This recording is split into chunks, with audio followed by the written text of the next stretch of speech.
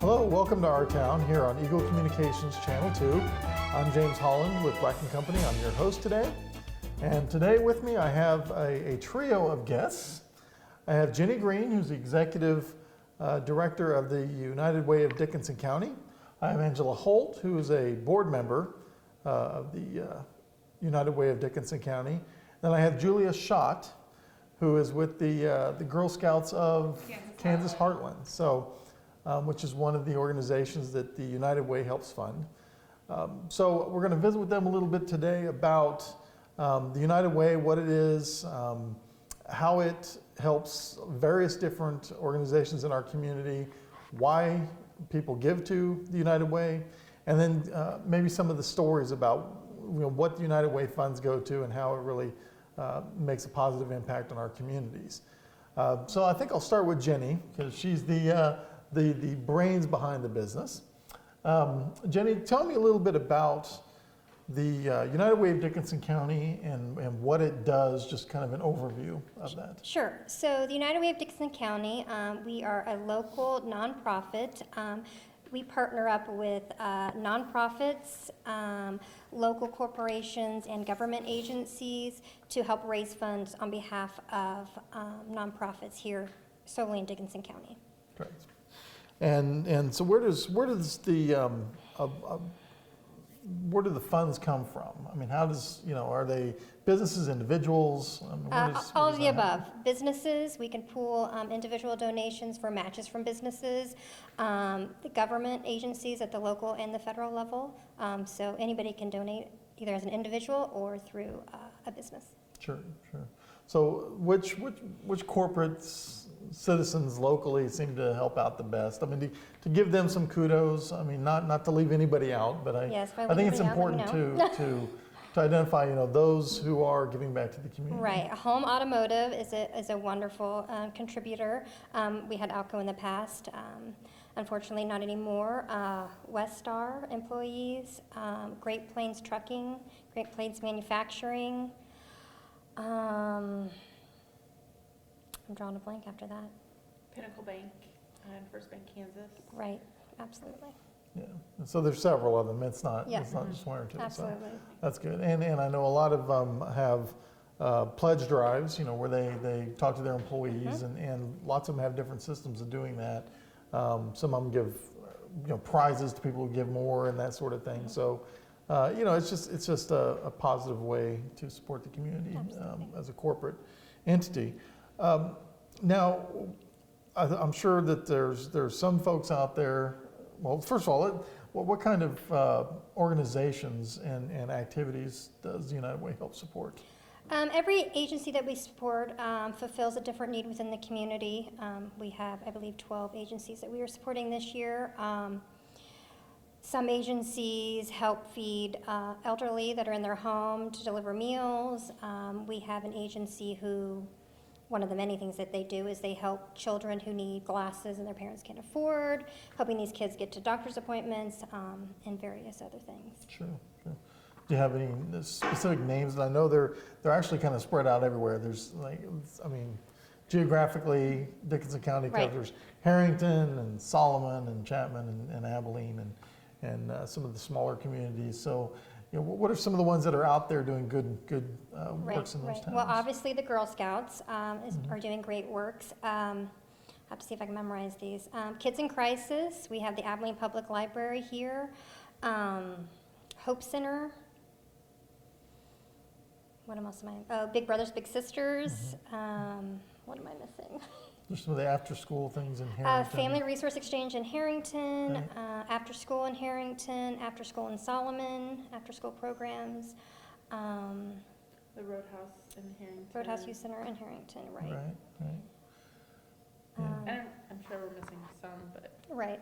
Yeah, well, there's quite a few youth ones that you mentioned, but also I think it's important, like the Meals on Wheels, for instance, program. That's one. Family Resource can help people of all different ages. Absolutely. Who are right, and these are not. My understanding is they're not like usually ongoing sort of situations. It's people who for whatever reason had an event that's down on their luck in some cases. So it's a fairly broad spectrum. So Angela, let me ask you, why would somebody want to contribute to the United Way rather than just going directly to those agencies that they're familiar with? Yeah, this is actually a question that we get asked a lot. And my biggest thing is that there are a lot of unknown heroes kind of in our community that people wouldn't necessarily know about giving to, or they don't know the good works that they do. They're kind of behind the scenes. They often don't have enough volunteers or employees that can go out and do fundraising on their own. And so a lot of times our grants to them from the United Way are the only funding that they get in a year and the only means for them to do the good works that they do in our community. We also are able to pool the resources, and so that we're able to provide much bigger grants to these individual agencies. And then they're also able to, they have a good idea then about how much they're going to get. They don't necessarily have end of year donations or something like that. They know ahead of time. They're able to plan around that as well. Sure. So some of those smaller organizations, as you kind of mentioned, just is the value of the United Way is that for some of them it prevents them from needing to raise funds on their own. So taking resources to raise resources sometimes can get in the way of the business they're trying to do. But I also think as someone who gives to the community and to the United Way, you know, for that person who's giving, it's nice to know that there's an organization that's making sure those granted organizations are keeping their good books, they're serving the population properly. And so the board of directors kind of vets the organizations, if you will, to make sure the resources are being spent properly. Absolutely. We have a process through their application where they are required to provide us information about what they use the funds for. They also have to provide us information on their balance sheet and their finances so that we know that the funds are being used. They're also required to use them in Dickinson County. So all of your dollars stay in Dickinson County. And we as board members want to be prudent that those funds are being that way because we know that we're being trusted with those donations to do that. Yep, absolutely, absolutely. So, and Julie, kind of share us a little bit about the Girl Scouts and United Way funding in Dickinson County. You know, what is it doing for the girls in Dickinson County? Absolutely. We're so grateful to be able to work with the United Way here in Dickinson County. They do so much for our girls locally here. I'm very excited to let everyone know that we just completed our first Girl Scout club here in Abilene. We've never been able to host it before, but their donations have allowed us to do that. We had 15 girls participate in Girl Scout Club during the after-school program, the ABC program here at Garfield Elementary. I had the pleasure of talking to our volunteer, Joyce Cox, who's been so gracious to help us make this club happen. And she was saying how amazing it was for the girls to have this extra learning opportunity. She said that the girls got to experience things and learn things that weren't covered in the classroom, and they really had a lot of fun with it. I actually brought the journey that they worked on. It's called Wonders of Water. It's for 2nd to 3rd grade age girls, and the girls learned all about water, why it's important, why we need to protect it, conserve it, and share it with everybody. And so they did everything from fun science experiments to making really pretty bracelets so they could learn all the different colors of the rainbow. So a very fun and engaging way for the girls to be able to, you know, think outside the box and kind of look what needs and resources are here in the community and what more we can do to help. A huge part of the Girl Scouts is volunteerism. Our volunteers and girls are always out in the local community helping others. I know we've got a group who's going to be out for the Cowtown event coming up in Chapman. There's a cycling event going on. There's going to be a water table there. We also have a group of girls who are working on their Silver Award project. So you might have actually heard some of them are doing a collection now. They are working with Kids in Crisis to provide Friday footwear. The girls in Troop, and I want to make sure I get this right so I can shout out to them here. Troop 20157 in Chapman. noticed that their classmates at school didn't all have a pair of athletic shoes to be able to wear during gym class. And so they are doing a community-wide search and asking for donations to make sure that every kid in their class has a pair of shoes to be able to wear. And what doesn't get used by those kids is going to be donated to a group called Shoes for Love, which is an international group that brings shoes to kids in need in Haiti. So they're doing really fantastic work, and we wouldn't be able to do this again without the support of the United Way of Dickinson County. Last year, they gave us $885 alone just to help us cover memberships. That served 41 girls and 18 adults, which is at least 20% of our Girl Scout population here, so just even making that accessible to our girls so that they can do all these fantastic activities. And they also provided $180.50 directly to the girls to help pay for things like journeys, uniforms, and other program activities. So we are so grateful to have them support our organization and support our girls so that they continue to help our community. And that's just one example. And I think we're going to break away after the main segment here and go also look at the public library and visit with Cheryl Davidson in the Children's Library to talk a little bit about, what recently the United Way approved some money for the summer reading program, which we're going to go down there briefly here in a little bit and talk about that. And I think something that's we hear a lot about. Well, and you've heard this topic come up on this show a number of times, is that I think private philanthropy should trump public welfare whenever possible. And so we're talking about some situations where the support of the community and private organizations and individuals can go a long way to serve needs without going through a middleman. And I think that's something that we should all support. And that's just my own little commentary on the item.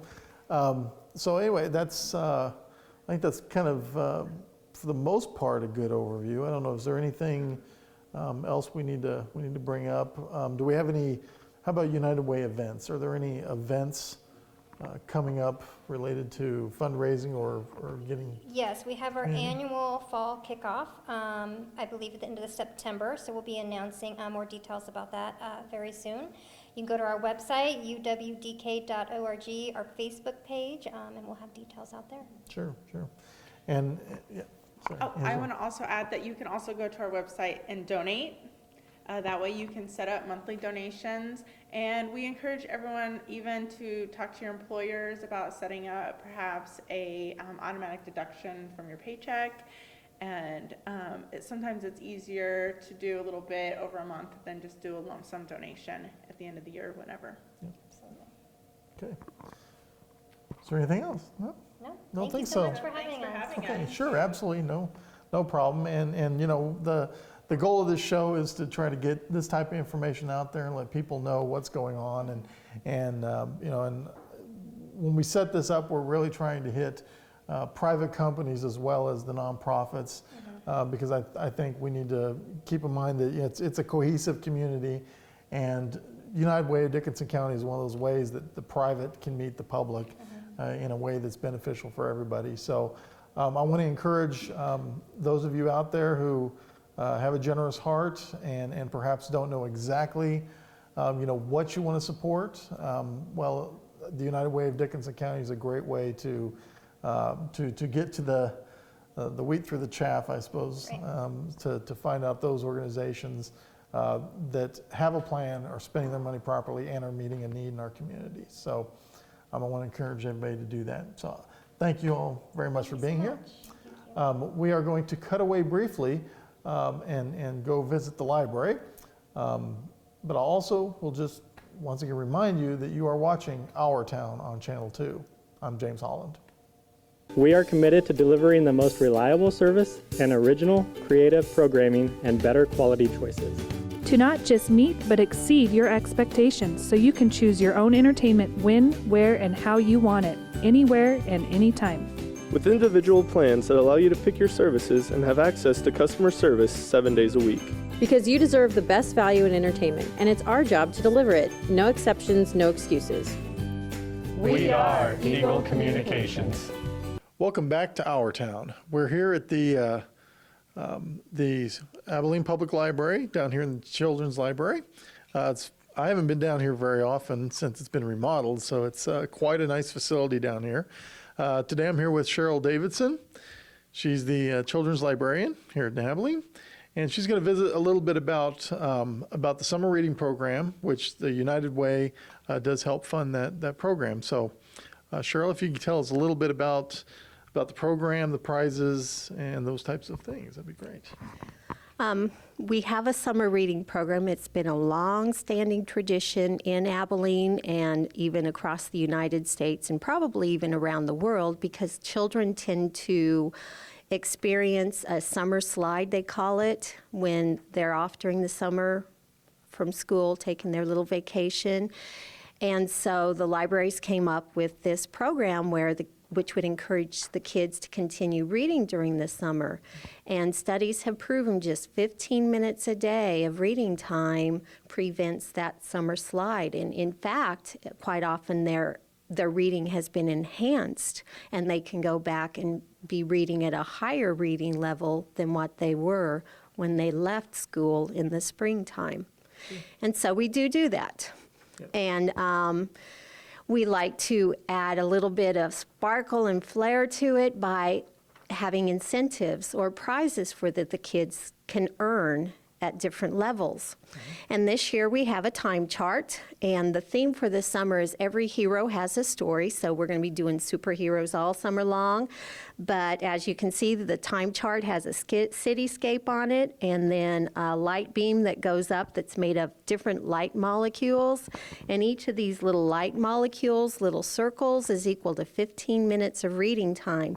There are 50 of those on there, so that comes out to being 12 and a half hours of reading time. But we know for some kids that can be very daunting, so we do have levels. When they reach 25 of those bubbles, then they get to come in and they'll be able to choose a book to take home and put in their own personal library. We'll have board books up through high school because the program's opened to infants through high schoolers. And we'll say, oh, you did great, you got your 25. Keep reading, fill out your whole sheet, and then you'll get to pick a prize and get an entry into the grand prizes. And so that just really adds to it, the fun of it, because the kids really have to work. They have to read 12 and a half hours. So it's not an easy task. Sure, absolutely.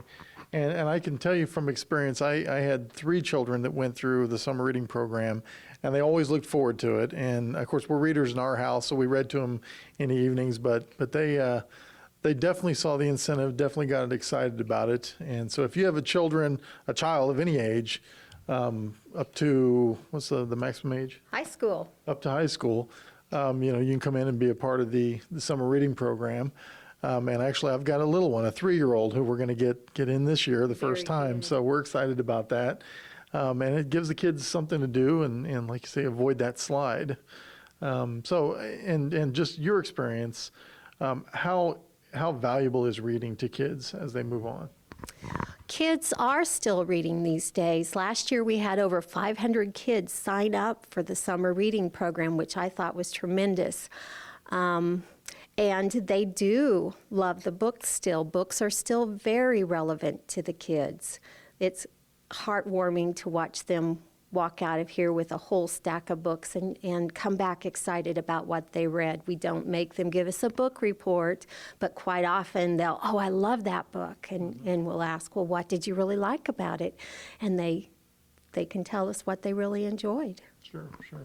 And in previous years, the prizes, and there's quite a menagerie of items here that they can choose from. But in previous years, ALCO, of course, the corporate sponsor, sponsored a lot of that. Mm-hmm. But this year, once again, your donations to United Way are going to help fund those prizes. Is that correct? Correct. We are able to finance quite a bit of it, but that's the one thing that we weren't able to finance was the prizes. And there was a big hole and a big need when ALCO left the community. And So we were kind of concerned, but we were very grateful that the United Way of Dickinson County stepped up and said, we really would like to support this because we are free. The program is free to anybody. It's open to anybody. There's no guidelines or anything you have to meet. Just get yourself a time log and let us know and read at home. And when you read, you can read books, you can read magazines, you can read computer manuals, you can read cereal boxes sitting at your breakfast table, you could read the shampoo bottle while you're taking a shower. We really don't care, just as long as some type of reading is going on. Very good. Awesome. Well, so the kickoff is actually tomorrow, so this is not time sensitive to you watching on television. But get involved in the summer reading program. I think everybody knows that reading to a child it certainly helps out the school teachers in elementary school. They appreciate it, makes their job a little easier, but just kind of sets the children up for successful adolescence and childhood and adulthood. So definitely get them reading and take part in the summer reading program here at the City of Abilene's Public Library. So that's a very worthwhile item that the Dickinson County United Way are funding with your help. So we greatly appreciate that. Thank you, Cheryl. Oh, you are so welcome. Okay. And I was going to just say, we also encourage families to read together because families that read together succeed together. And so even though your child may be in 4th grade, take a time out during the course of the summer to read a book or two aloud with them. That's a real fun thing to do as a family. So that's important too.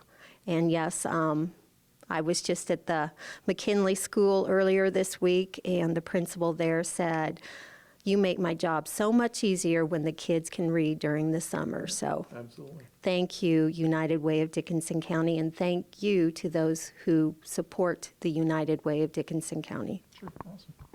Okay, thank you. You've been watching Our Town here in Abilene. We'll see you next month.